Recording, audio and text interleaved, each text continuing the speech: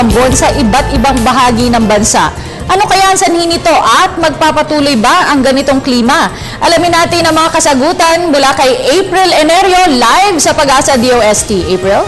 Salamat, Miss Cathy. Sa atang balita, humina na po ang epekto ng tail end of a cold front sa may Visayas habang patuloy pa rin ang pag-iral ng northeast monsoon sa may Luzon.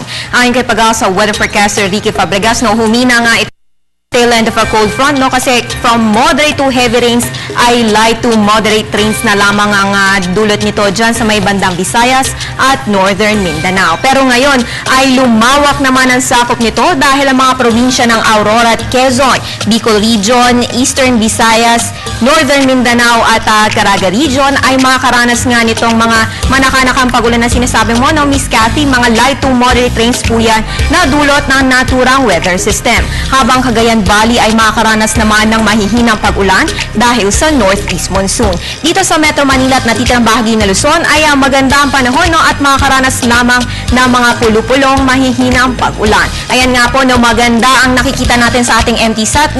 Konting mga kaulapan lang yan at yan lang yung mga light to moderate rains at light rains lang na mararanasan natin sa mga susunod na araw dahil wala naman tayo namamataang kahit anumang sama ng panahon na nagbabadya sa ating area of responsibility sa susunod na 3 araw. Samantala, naitala ngayong araw ang pinakamababang temperatura dito sa Metro Manila sa talang 19.5 degrees Celsius. Pero ayon po kay Ricky, ay posible pang bumaba ang ating temperatura sa ng 1 to 2 degrees Celsius dahil hanggang Pebrero pa naman ang kasagsagan ng pag-iral ng amihan. At para sa karagdagang impormasyon, chinek rin natin ang climatological records ng Pag-asa at ayon dito, ang pinakamababang temperatura dito sa Metro Manila ay naitala noong February 4, 1987 at December 13, 1988 na may 15.1 degrees Celsius. Pero ayon kay Ricky ay hindi naman natin marireach yung ganyang kalamig na temperatura dito sa Kamaynilaan ngayong taon.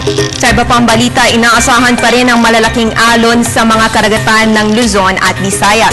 Hanggang ngayon nga po ay nakataas pa rin ang gale warning dito sa Eastern Seaboards ng Northern Luzon. Kasama dyan ang mga baybayin ng Batanes, Calayan, Babuyan, Northern at Eastern Coast ng Cagayan, Northern Coast ng Ilocos Norte at Isabela. May gale warning din sa Eastern Seaboards na Central at Southern Luzon at Eastern Visayas. Ang kasama po dyan ng Aurora, Camarines Provinces, Catanduanes, Eastern Coast ng Albay, Eastern Coast ng Sorsogon, at Eastern Coast ng Quezon kasama na ang Polillo Island. May gale warning na rin sa Western Seaboards ng Luzon, kasama dyan ang mga baybayin ng Ilocos Sur, La Union, Pangasinan, Western Coast ng Ilocos Norte, Zambales, Bataan at Mindoro Occidental. Sa Western Seaboards ng Visayas kasama na ang Negros Occidental, Guimaras, Iloilo, Capiz, Aklan, Palawan at Antique. Hindi naman po tayo nagkukulang sa pag-aabiso na delikado po ang maglayag lalo na sa maliliit na sasakyang pandagat dahil nga sa malalaking alon na dulot ng northeast monsoon. At yan po ang latest mula dito sa Pag-asa DOST. Para sa Telebisyon ng Bayan, April Enerio.